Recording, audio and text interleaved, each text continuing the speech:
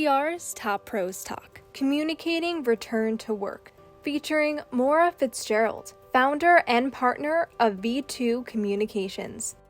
And here's your host, Doug Simon. So one of the big issues for people who are fortunate enough to be able to work remotely during the earlier phases of the pandemic is returning to work. And our guest is going to really give us some great insights about some of the most important things you need to think about. Thanks so much for being with us, Maura. Well, thanks for having me. Great. So what is your take? What's a key thing to be thinking about as we return to workplace and different organizations handle it differently? Well, I think obviously the most important thing to think about first is safety. We actually had COVIDized, if that's a word, our office last year. And some people elected, like me, I worked in the office all during the pandemic. I'd go in for a couple of days a week. It's easier for me to work like that from my office, and I live across the street. But for our people who didn't feel comfortable taking public transportation, that sort of thing, and of course, safety was just paramount in their mind. So I think safety first, and then comfort level. You want people to feel that they have a choice. And if they elect to continue to work from home, that we can accommodate that, and that we can function as a team, and we can function on behalf of clients, regardless of where they're located geographically. And honestly, Doug, from my perspective, our team has been incredibly successful. We're having our best year ever. And this is with a workforce that's recently become hybrid. So I'm not in the office today because we've got some construction going on. But I'm going to run over there for our staff meeting at 4:00. And we've got about half the people back in the office. But you want to be sure that they're feeling productive. They feel like that as a team and in support of clients, they can work together regardless of where they're located. Yeah, so let's get into that from a communication standpoint, because obviously some companies, Goldman Sachs was a notable example, they're coming in with, we're going to be in the office, X number of days a week. What are some of the communications challenges, both internally and externally, for an organization in navigating the return to work, whether it's in a hybrid, whether it's we're all back, or whether it's work wherever you want to work? Well, I think the first thing that corporate leaders need to recognize is that the information needs of their audience changes over time. So when COVID first hit and everybody had to work from home, people needed to hear certain messages, and they were receptive to those messages. Now, those messages have shifted from what do you need to work successfully from home to what do you need to be able to come into the office on days when you feel like you can work more effectively from there? And what do you need to work effectively from home? And how can we get those pieces of equipment or those materials into your hands? So I think the first thing to do is understand what people need to hear. And then, of course, it's up to us to communicate our messages to our employees with a lot of clarity, a lot of candor, and a lot of frequency. People need to hear from us and need to hear how we're viewing the workplace amid the pandemic almost on a weekly basis, because I'm in Massachusetts and things change really, really quickly here.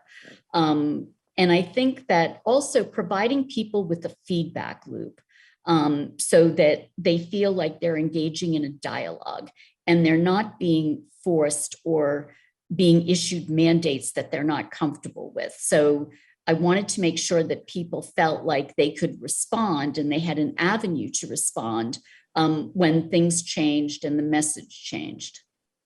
Right. Now, having a dispersed workforce, whether some are in, some are out, can present additional challenges.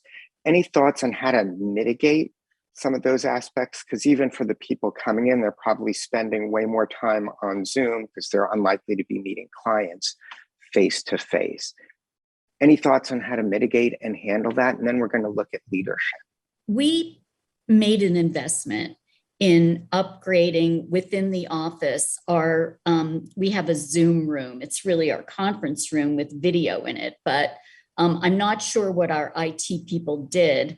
I just write the check once they make the recommendation, but we tried to upgrade so that if people were communicating with clients or with one another through Zoom and they were in the office, that they at least, that the equipment worked, that they could hear each other, that it was the best that we had available to us. So I think that's one thing. I feel like it's become a way of life in a way. Personally, for me, it's a poor substitute for face-to-face communication.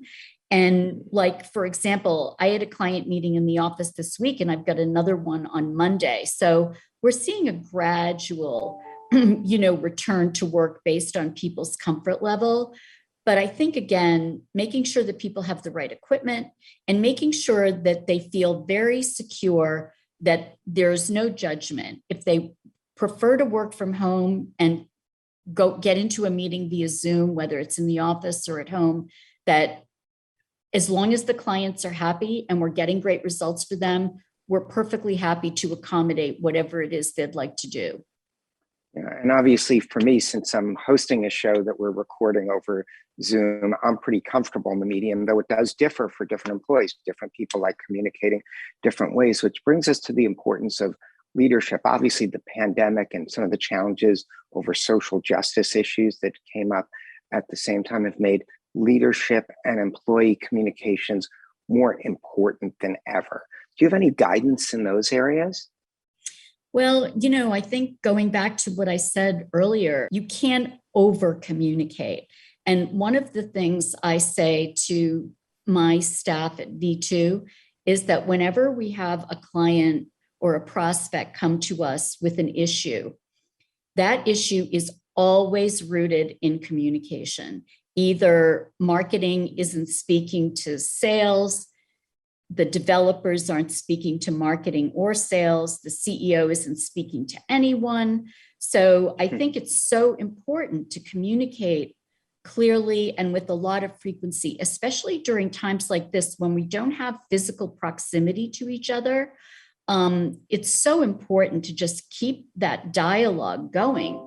And it's challenging. It's very challenging. But, I think if you can maintain a good dialogue with people and establish a feedback loop so that they feel comfortable giving you that feedback, the turnover will be minimized. People won't feel disconnected from the workplace.